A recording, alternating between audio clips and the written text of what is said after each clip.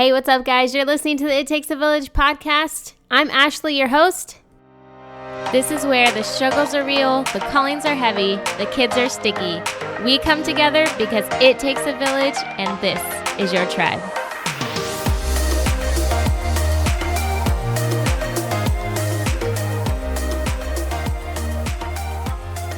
Hey, what's up, guys? You're listening to episode 66 of the It Takes a Village podcast, and today I'm chatting with Wendy Papasan, and she is the Austin, Texas business owner. Woo, go Texas. She is the founder and CEO of Papasan Properties, entrepreneur, speaker. She's a woman of many hats and, of course, and most importantly, a wife and a mom to 2 kiddos. But today we are talking about lots of things. We're chatting about alternative education, what made her so passionate and felt like that was the right path for her and her family. Also leveraging at home and at work and what that means. I remember when I first came to Wendy with this episode, I knew that this is something she really loved to talk about, and I had no idea what it meant, to be honest. And I really didn't. And I'm really glad that we talked about it because there is such a stigma about asking for help. And as women, I think we have trouble asking for help because if you're like me, you're very stubborn and you want to do it all yourself.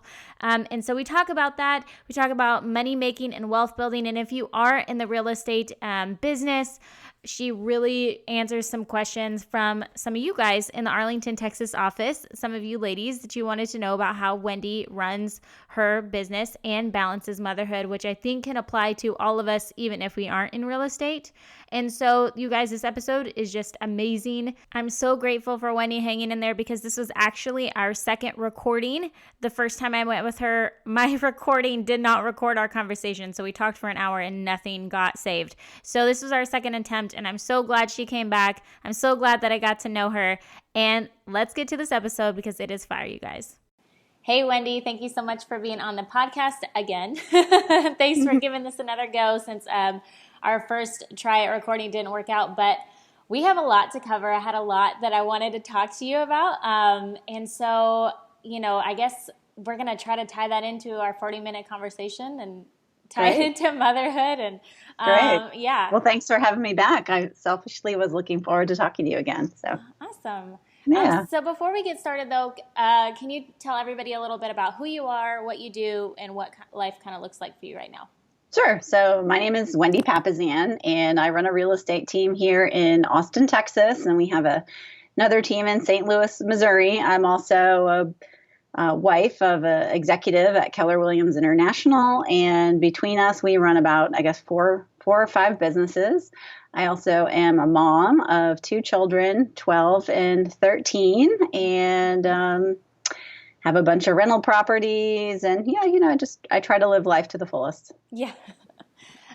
Okay, so let's jump right in because the first topic I wanted to talk to you about was something that I'd heard you're really passionate about, and that was alternative education. And so I wanted to know, how you became interested in how did you become interested in alternative education? Sure. Well, I first got interested in alternative education really when my daughter started to go to public school, and it was not working for her. And she's very smart and fairly introverted, and she just was getting lost in the system, and there was a lot of shuffling around in her day, and she does a little bit better when she can be more focused and not move from activity to activity. And so we had sort of been looking at alternative schools, and then at the end of 2nd grade, she came home with a worksheet, and the worksheet was draw a picture of yourself in 2nd grade. And she drew a picture of herself sitting behind the desk with tears rolling down her face with a thought bubble with a dragon in it. Aww. And very, very sad. Yeah. I mean, as a mom, you're like, oh, okay, we need to take action. Yeah.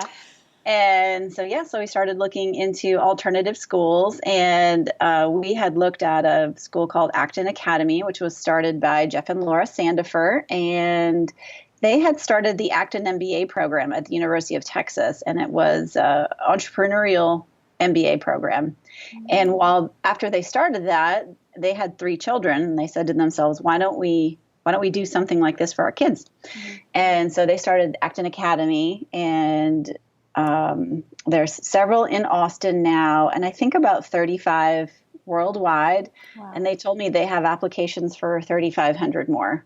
And Wow. so it's just a very different kind of school. It has a entrepreneurial bent to it. It's like a Montessori school with an entrepreneurial bent, and it's worked really well for my kids. So. Wow, that's like really interesting. Our kids go to a Montessori school as well, and we have a similar situation where our daughter would just happen to be ahead, and we were trying to. I think we were going into pre-K, and so we're going into pre-K, and we go to like the meeting at the beginning of the year, and they talk about what they're going to learn that year.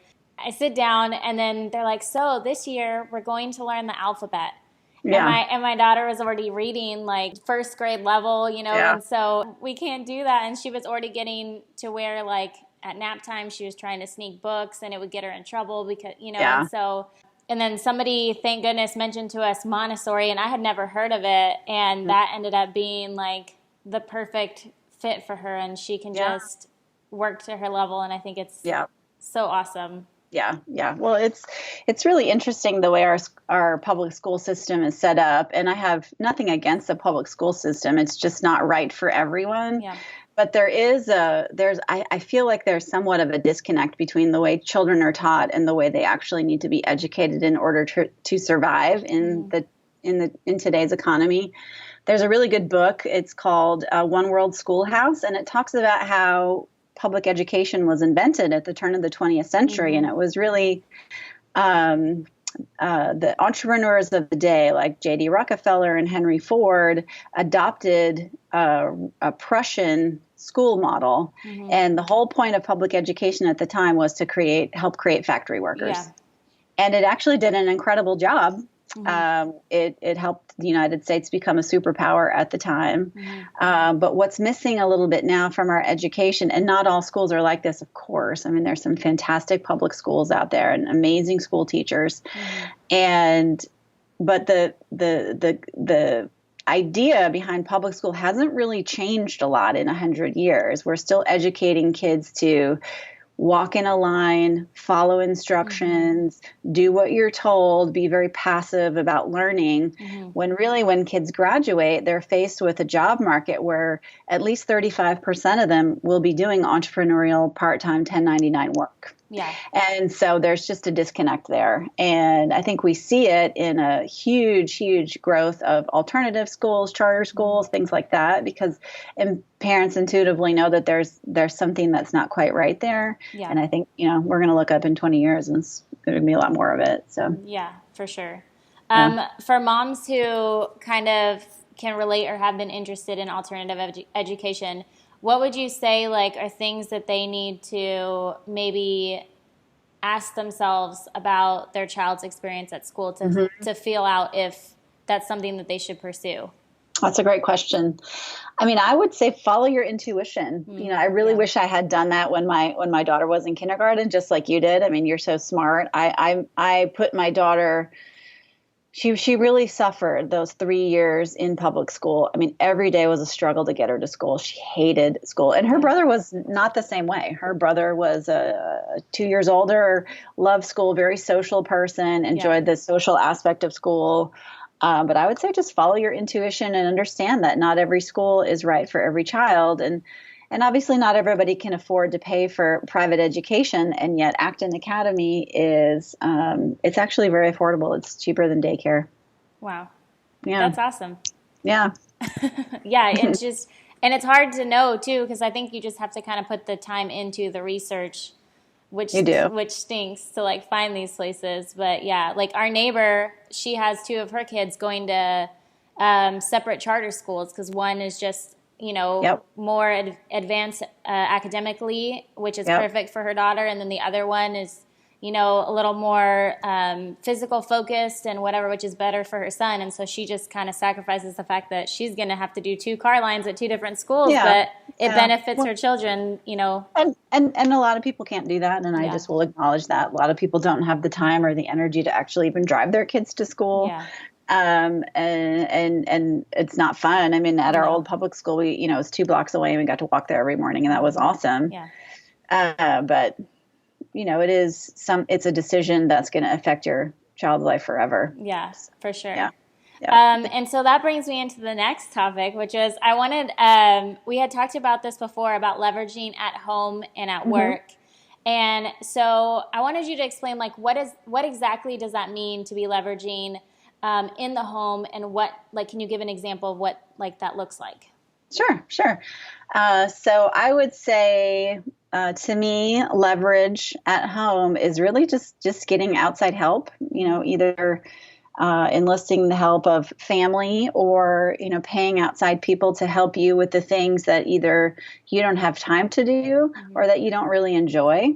Yeah. And again, this is something that not everybody can do or afford. And I work in an industry where I get rewarded by my input. So I'm in real estate and I'm on commission, and the harder I work and the more I work, I actually get paid more for it. And a lot of people aren't like that. They just get a set paid salary.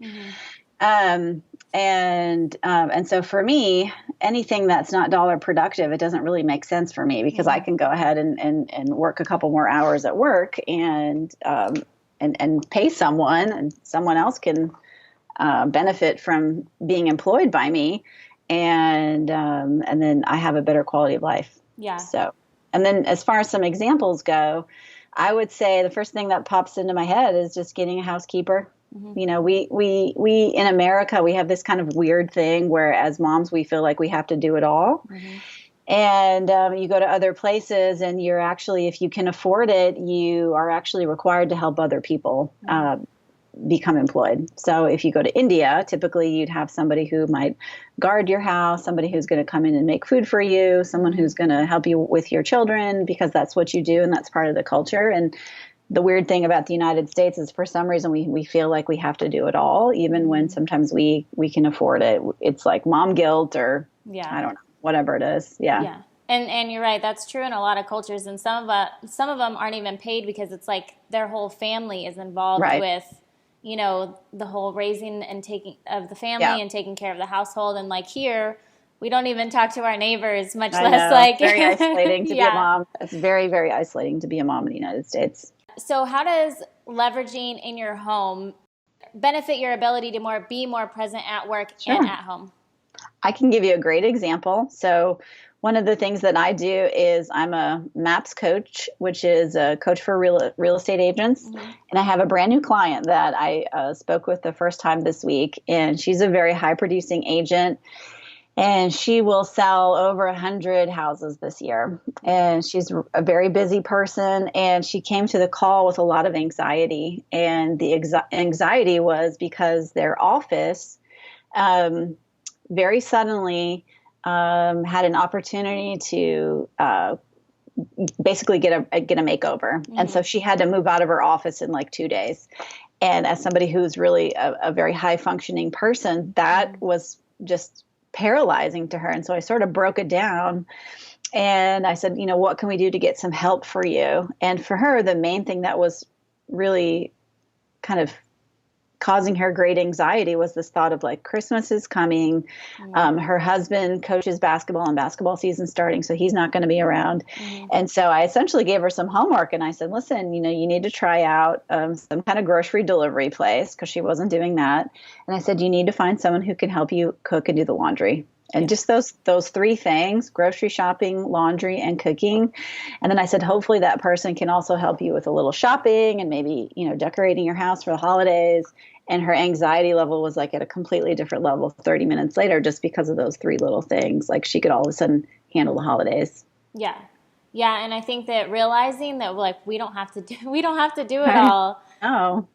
And then also I think that the ability to be able to do those things, like have, home meal delivery or housekeeping and stuff, like maybe that means that we're sacrificing in other areas, like, Starbucks every day, all week long, and just being okay with the fact that like, if somebody else is cooking your meals, you'll probably be a better mom. Exactly. Well, and you can be present with your family when you're home, instead of having to throw laundry in the, washer or, having to just come home from a super busy day, because this woman's really a high functioning professional, and she comes home and she has to do that. And her house is not a calm place. Her house is just as stressful as work is. And as women, we can push ourselves, especially when you're younger, in your 20s and 30s. But I can tell you, and I speak from personal experience and the experience of a lot of friends of mine, when you get into your 40s, your body doesn't allow you to do that anymore. Your body will start to shut down. Yeah. And our health is our number one priority, if you don't have that. And hopefully your family is your number two priority. Yeah. Did you always have this outlook on leveraging in your home, or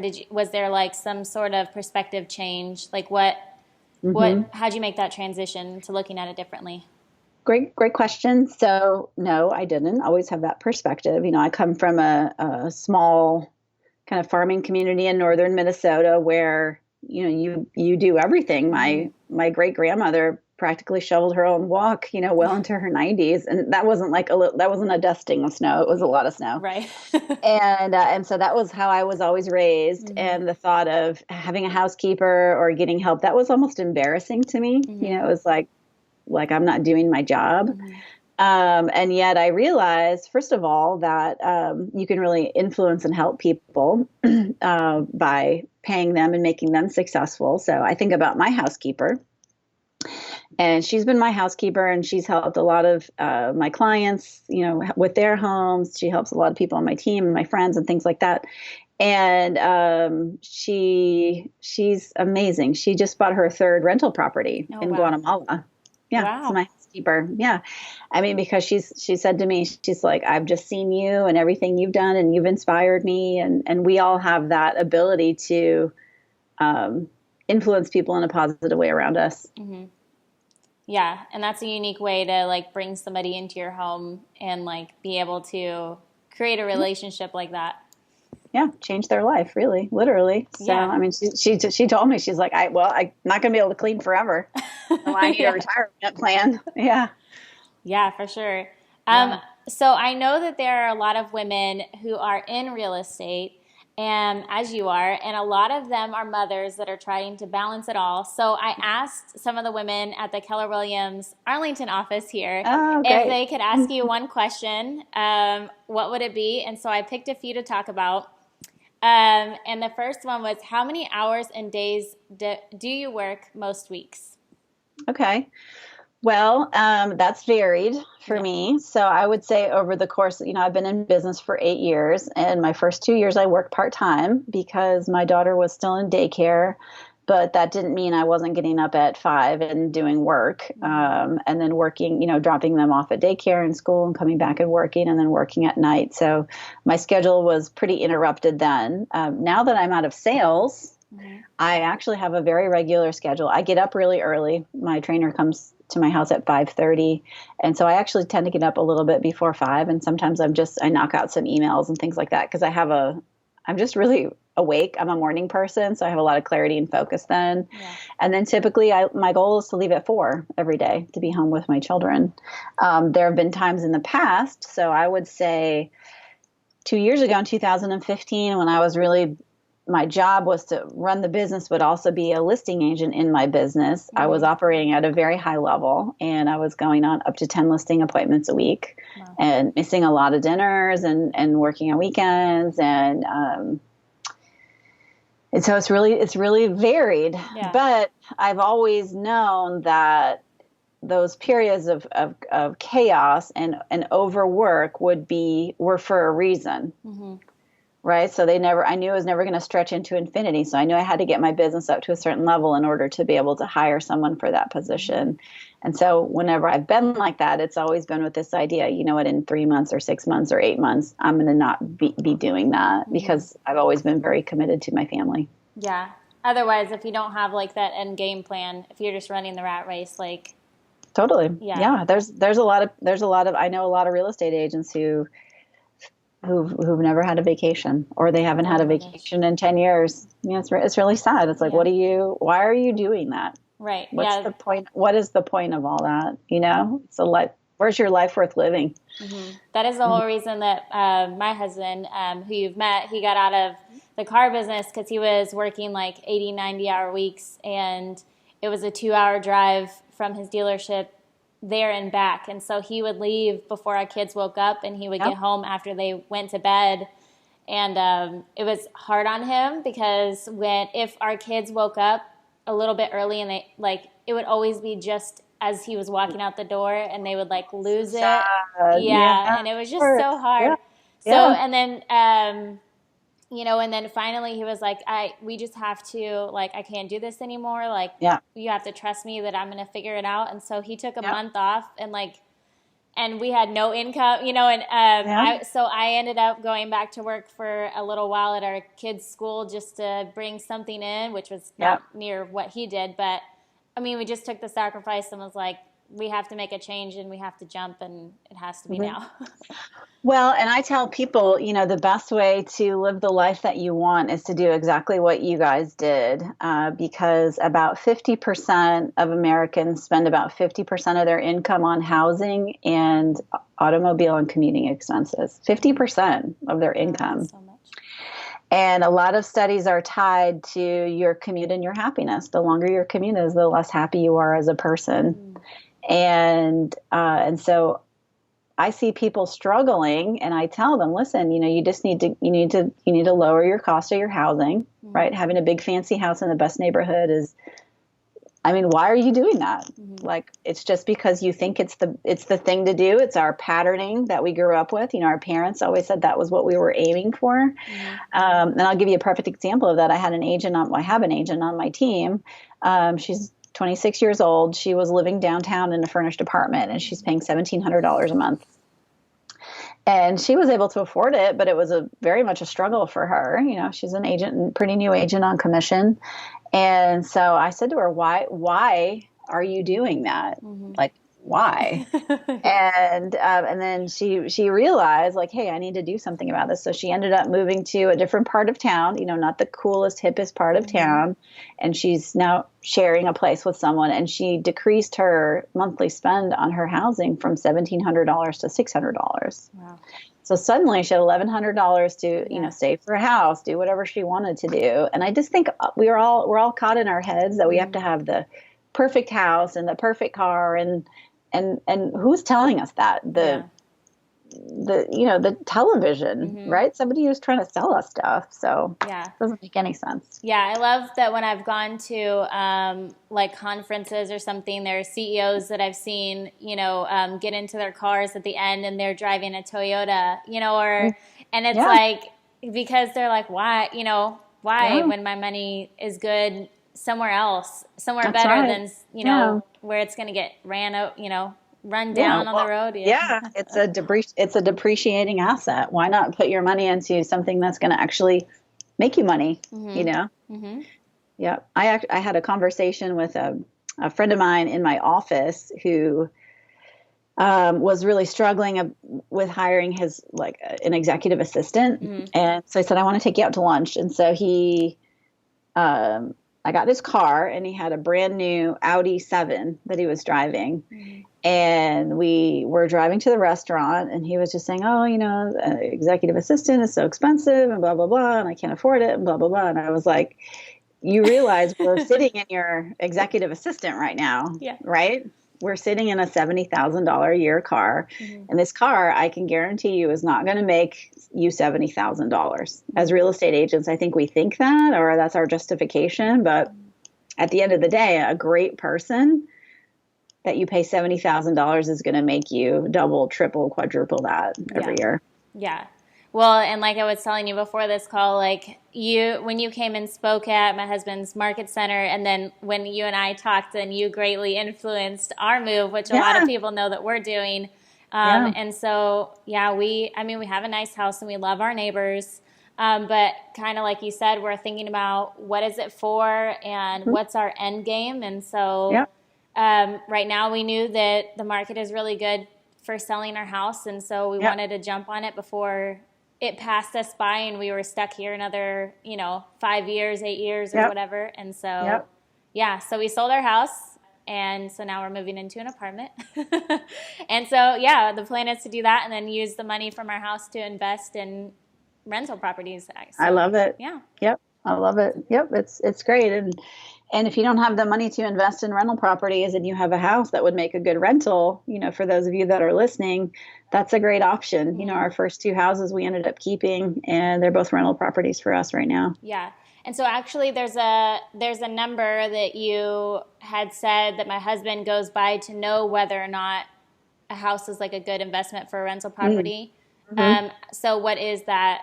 Well, you just want it to cash flow. Okay. I mean, you really want to be able to, you want to be able to, for the rent to pay the mortgage. Okay. That would be my minimum criteria. Yeah. Okay. Just to keep it.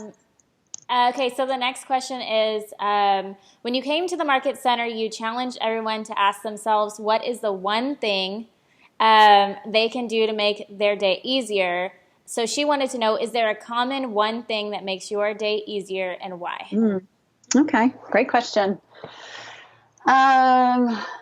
Well, I don't know if it makes it would make my day easier. So one of my goals now that I'm running the team is to meet with talented people, right? So that's my goal is one of my jobs is recruiting and bringing great people to the team. And we're pretty picky about who comes on the team.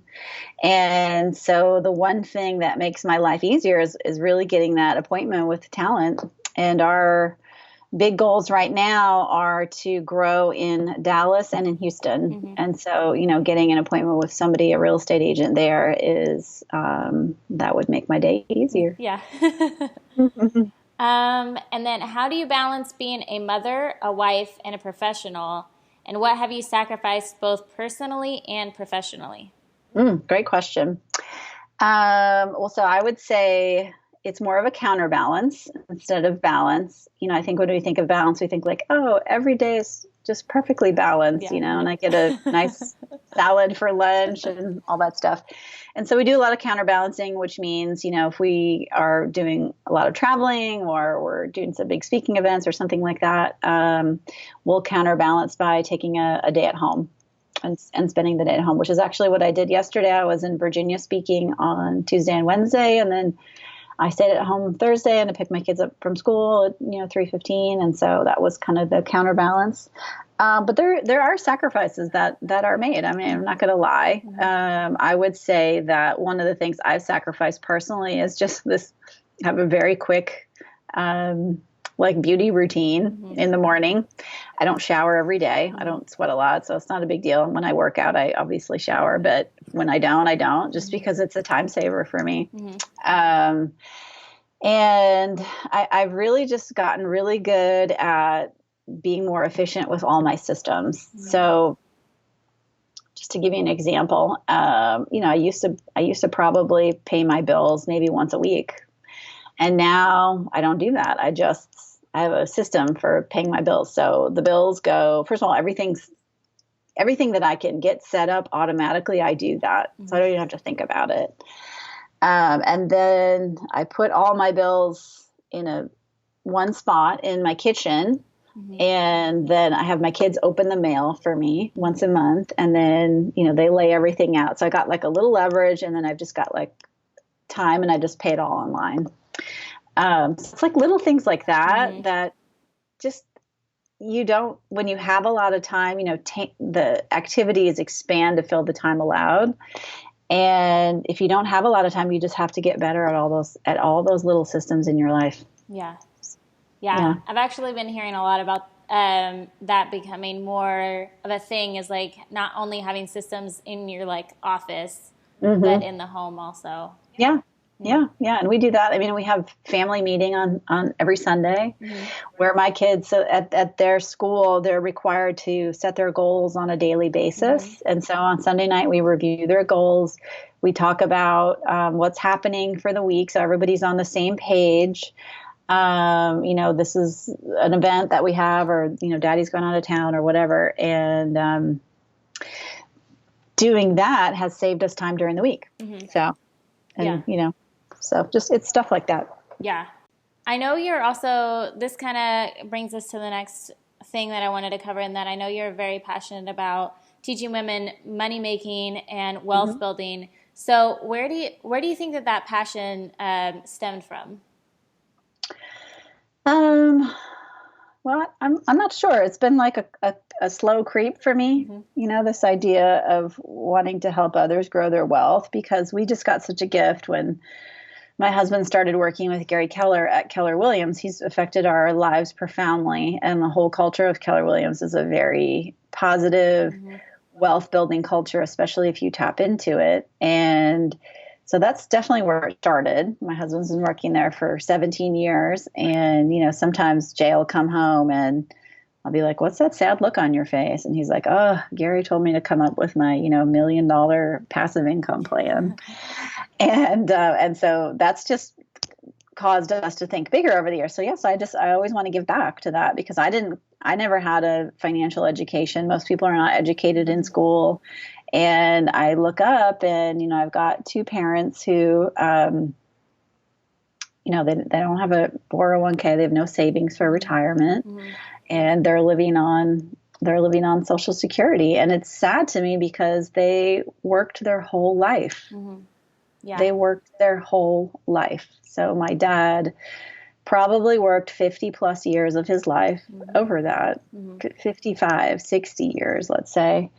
And to do all that work, to work day in, day out, and day in and then to think like, wow, I have nothing. I have absolutely nothing. That's just, it's so depressing. And I just never want to be in that position. Yeah.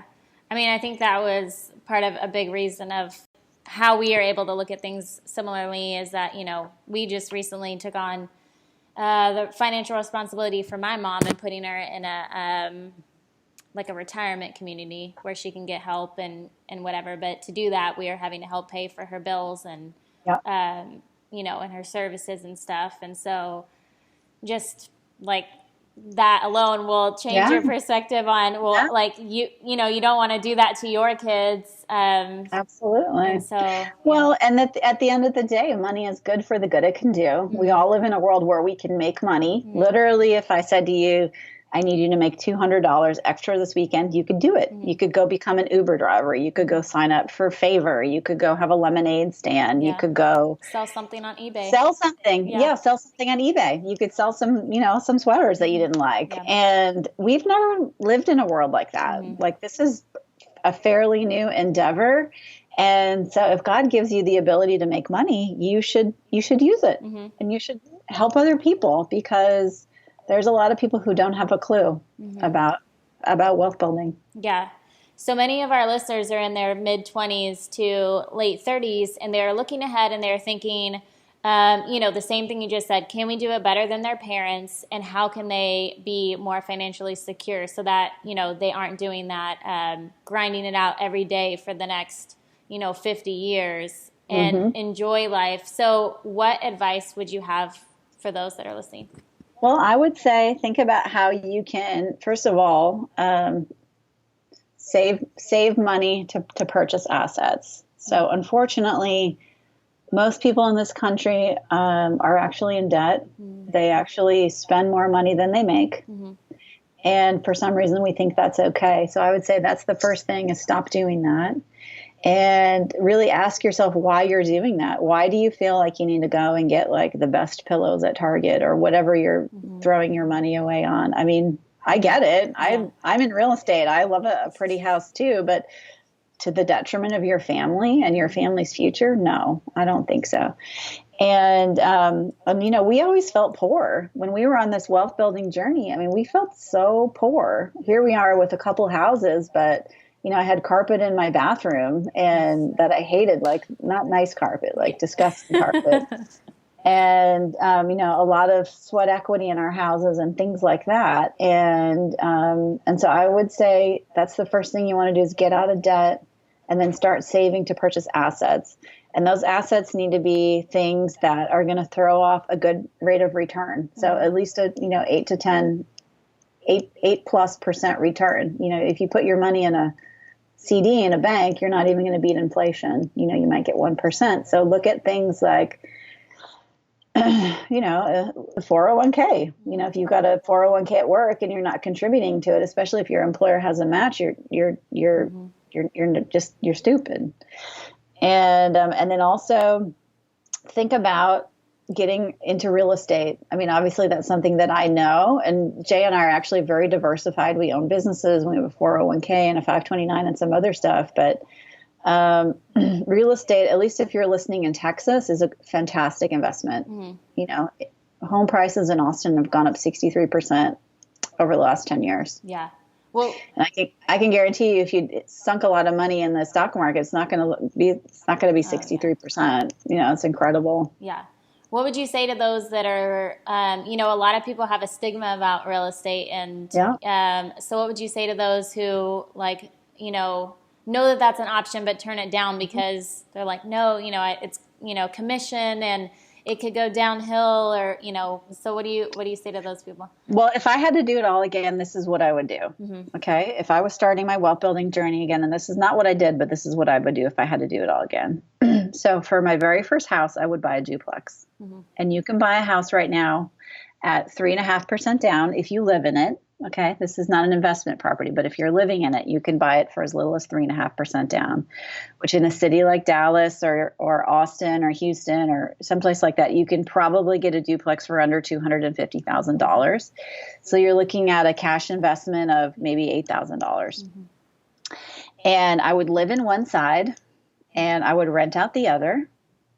And if I could do it, I would get a roommate who paid me rent. Yeah. Okay. So let's say I bought a rental property for $250,000. I've got a mortgage on that. It might be $1,700 right now with mortgage rates the way they are, slightly less. I could probably rent that out. I could probably rent one side out for $1,200, which means immediately my rent is what? It's about $500. Yeah, it's $500. And if I had a roommate paying me $500 or less, like let's say I had a roommate split the rent, $600. So then I'm actually making $100 living in my duplex every month. And then eventually, after a couple years, I would move out and I'd buy my next house or my next duplex at 3.5%. Yep. Because I think people get it in their head like, oh, I don't have a 20% down. I don't have a 25% down.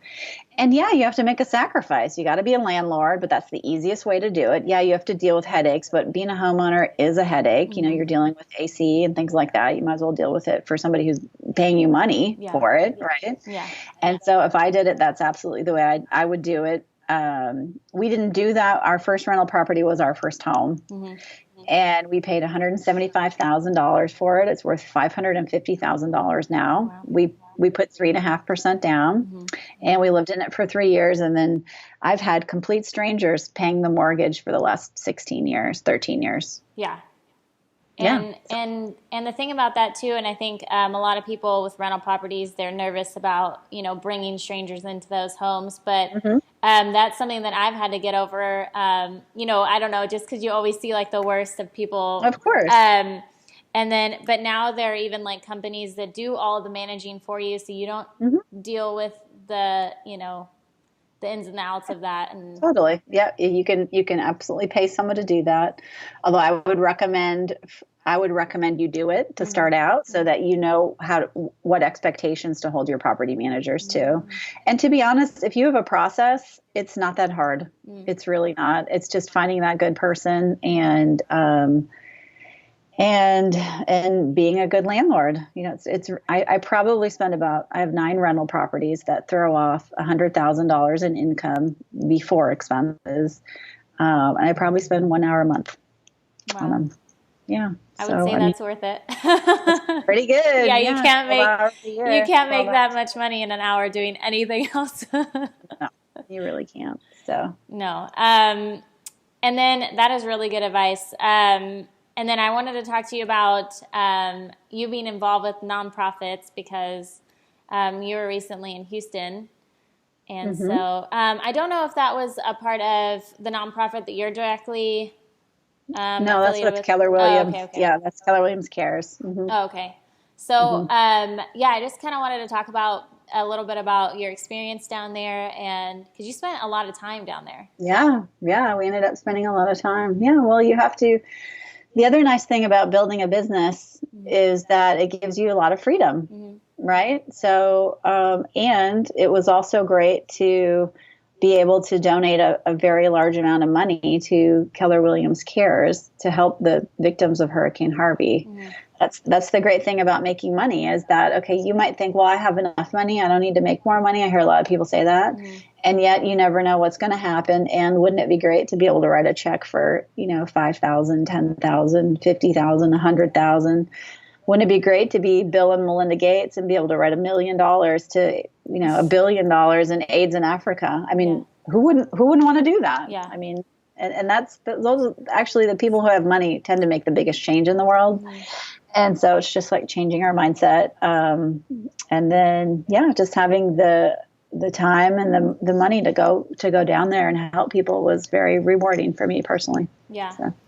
Yeah. My husband got to go down there, I think the last week, or it was during the camp. Mega camp. Yeah, That was awesome. Yeah. And actually, when he got there, I think you guys were finishing up, and he was you guys were sending the trucks down to Florida. Yeah. Pretty cool. Yeah, that's crazy. But you are also a part of your own nonprofit. Well, and can I just say something about that? What I think is amazing about that is that the reason that Keller Williams Cares exists, and they had a huge goal of raising, I think it was $20 million for Hurricane Harvey victims. The reason that exists is that one person, Gary Keller, started a company called Keller Williams with Joe Williams, obviously. And over the course of 35 years, 38 years, however long he's been in business, he's encouraged people to make money and set up several nonprofit organizations, including Keller Williams Cares. And that's like one person's vision and, wanting to raise more money, do better things, help people, created an organization that for one natural disaster, raised $20 million is incredible. Yeah. And to see how many of you guys went down there, everybody was supposed to be going to learn how to, grow their businesses and stuff. And instead they still went down there, but got dirty and, helped others and just totally exhausted themselves for, and I thought that was so awesome that, it was super cool. Everybody came together like that. Yeah, so I wanted to ask you 3 last questions before we get off real quick. And I saw you had a luncheon that you have to enjoy today. If you could choose one of the most influential books that you've read, what would it be?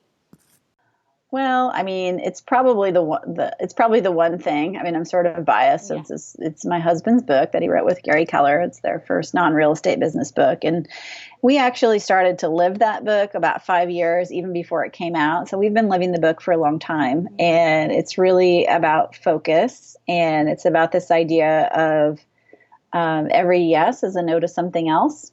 And so it's really just being careful about our choices and our decisions, because you can't know it all, do it all, or have it all. You just can't in this world. And so the choices that you make, your intentionality are really important. And so that book has been great for that. It's called The One Thing. Yeah.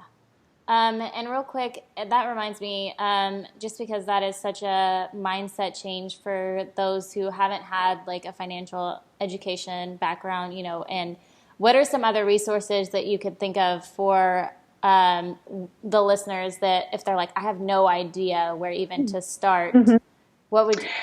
I would really start with maybe Rich Dad, Poor Dad. That's a good financial mindset book.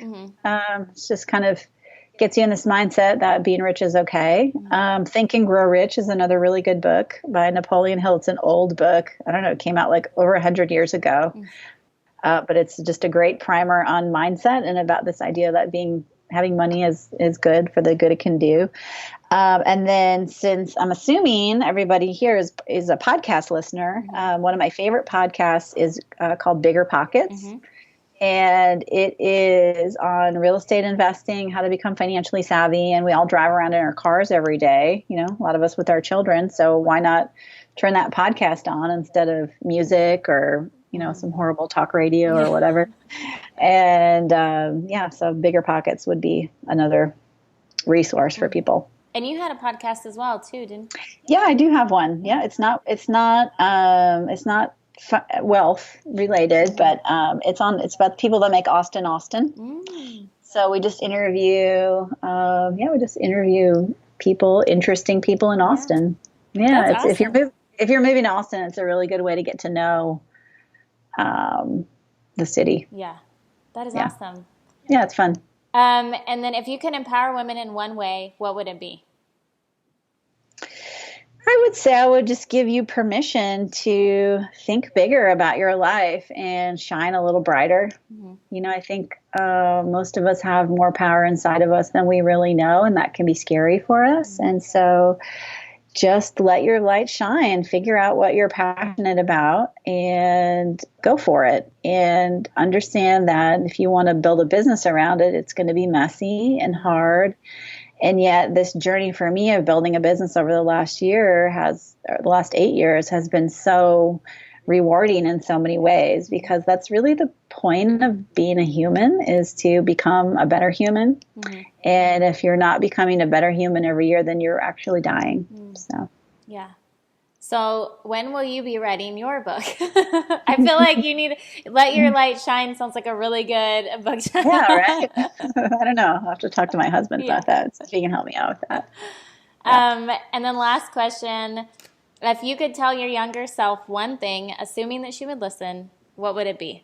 Wow, that's a good one. I would say for me personally,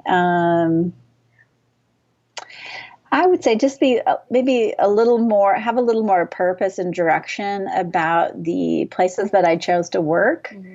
Although I look back on everything that I've done, and it sort of seemed to all come together, but just not to waste those 20s, because life is really short. And the nice thing about being in your 40s is you do have some wisdom around that. And, every choice you make is a powerful one. So yeah, just to be purposeful in your 20s about, who you get married to, and where you spend your time, and where you're investing your money.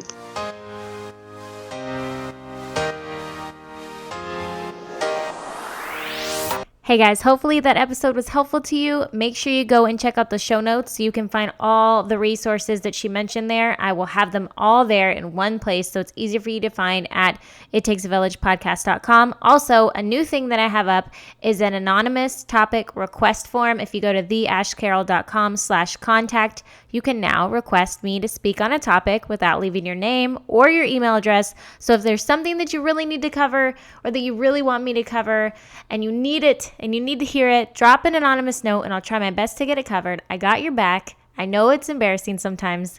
So go to theashcarroll.com/contact and I will do my best to get that topic covered for you.